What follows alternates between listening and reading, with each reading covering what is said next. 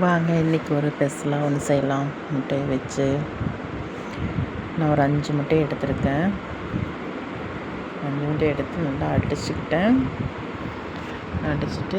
நானும் இது ஒரு வீடியோ பார்த்தா பண்ணேன். இன்றைக்கி தான் நானும் செஞ்சு பார்க்கலான்னு செஞ்சேன்.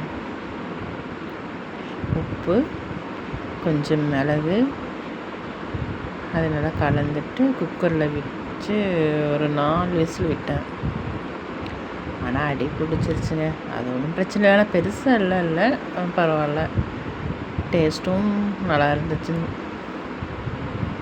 லைட்டாக அந்த குண்டால் எண்ணெய் தேய்ச்சிட்டு அதுக்கப்புறம் அந்த முட்டை கலவை அதில் ஊற்றணும்.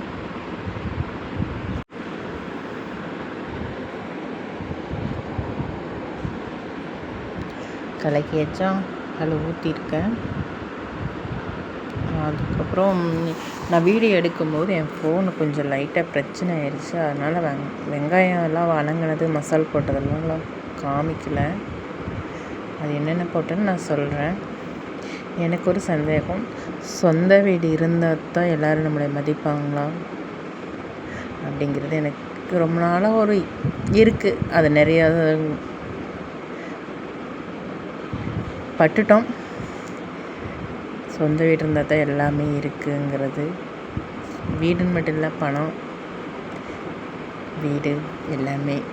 உங்களுக்கு எப்படின்னு சொல்லுங்கள். ஆனால் நாங்கள் நிறையா அனுபவிச்சிட்டோம். சொந்த வீடு இல்லாமல் எவ்வளோ கஷ்டப்படுறாங்கன்னு நாங்கள் அனுபவிச்சிட்டோம். அதில் வெங்காயம் எண்ணெய் ஊற்றி அதில் ஒரு பட்டை 2 சோம்பு போட்டு வெங்காயம் போட்டு தாளிச்சிருக்கேன். ஒரு 2 தக்காளி பழம் அடித்து வச்சுருக்கேன் மிக்சியில். அதுக்குள்ளே இந்த முட்டை வெந்துருச்சு.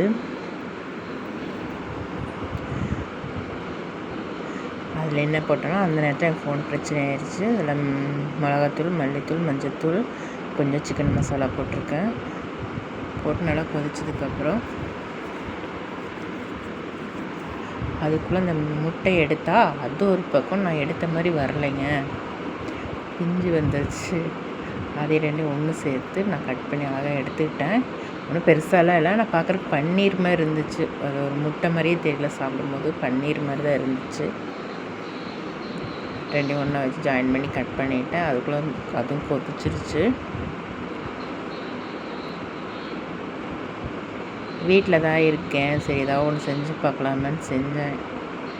ஆனால் பாத்திரத்தில் அடியில் கொஞ்சம் கருகின மாதிரி ஆயிடுச்சு. ஆனால் அதில் பெருசாக ஒன்றும் தெரியல. ஆனால் பன்னீர் கட் பண்ண மாதிரி தான் இருந்துச்சு.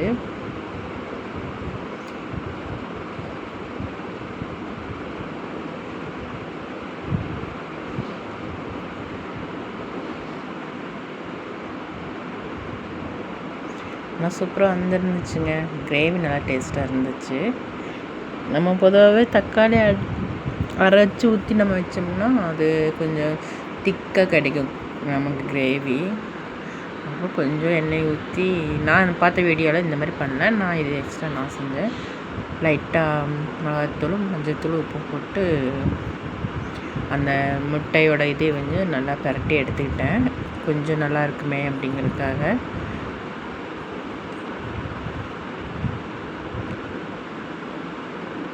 பார்த்திங்களா, பன்னீர் மாதிரி தானே இருக்குது. எப்படி தெரியுது உங்களுக்கு? பன்னீர் மாதிரி தானே தெரியுது. லைட்டாக பெப்பரும் போட்டேன். இதுலேயும் ஒரு பெரட்டு ஒரு 5 நிமிஷம் வச்சுட்டு நான் அந்த மசாலில் கொட்டிட்டேன்.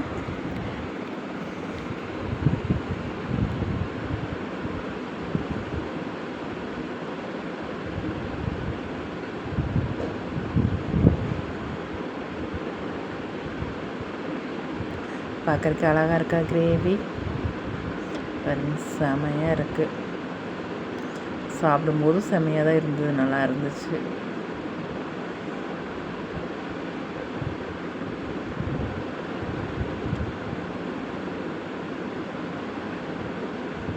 யாருக்கெல்லாம் இந்த மாதிரி முட்டை கிரேவி பிடிக்கும் கமெண்டில் சொல்லுங்கள். எனக்கு ரொம்ப பிடிச்சிச்சு. நீங்கள் எப்படி செய்வீங்கன்னு அதையும் சொல்லுங்கள் கமெண்டில். சூப்பர். அப்புறம் காலையிலேயே நான் முட்டைக்கோஸ் போட்டு சாம்பார் வச்சுருந்தேன். அது கூட இதே வச்சு சாப்பிட்டாச்சு. இன்றைக்கி இதுதான் எங்கள் வீட்டில் சாப்பாடு. அடுத்த வீடியோவில் பார்க்கலாம். பாய்.